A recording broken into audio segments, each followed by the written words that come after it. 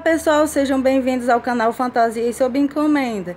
E no vídeo de hoje eu vou ensinar a fazer essa batinha de Jesus, toda feita em TNT, muito simples e baratinha. Se você quer aprender, continue vendo passo a passo.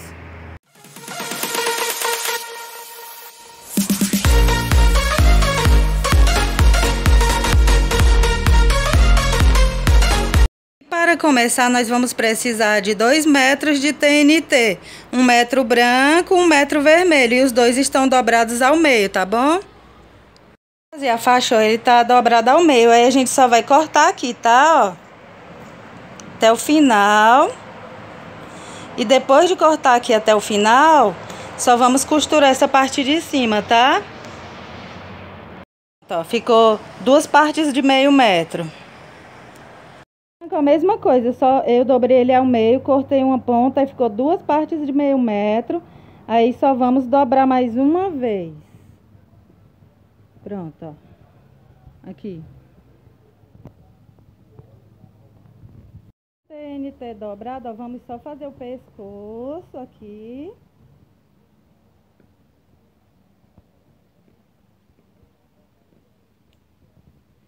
E a manguinha, que vai ser japonesa.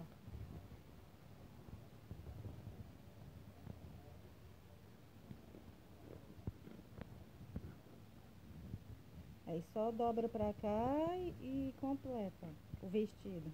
Que é tipo um vestido, né, bata? Pronto.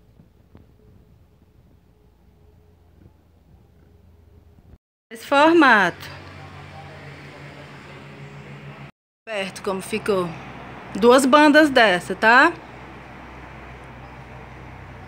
Agora, na parte de trás, para passar a cabeça, no pescoço, a gente dá um cortezinho, tá? Só atrás.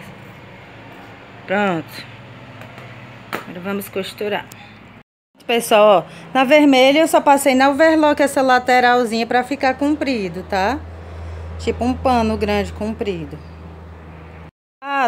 Eu só passei na overlock acompanhando aqui o corte, tá? Aqui nas mangas, em cima, no ombro e aqui na lateral, só isso. Agora eu vou desvirar e montar, tá? A batinha desvirada. Aí a gente só vai pegar esse que ficou comprido e botar aqui por cima do ombro da criança. Veste a batinha, depois joga esse vermelho por cima do ombro.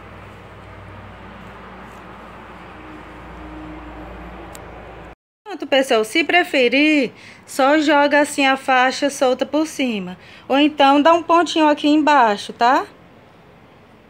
E um aqui no ombro, pra não ficar solto. Se você gostou do vídeo, se inscreva no canal, deixe seu like.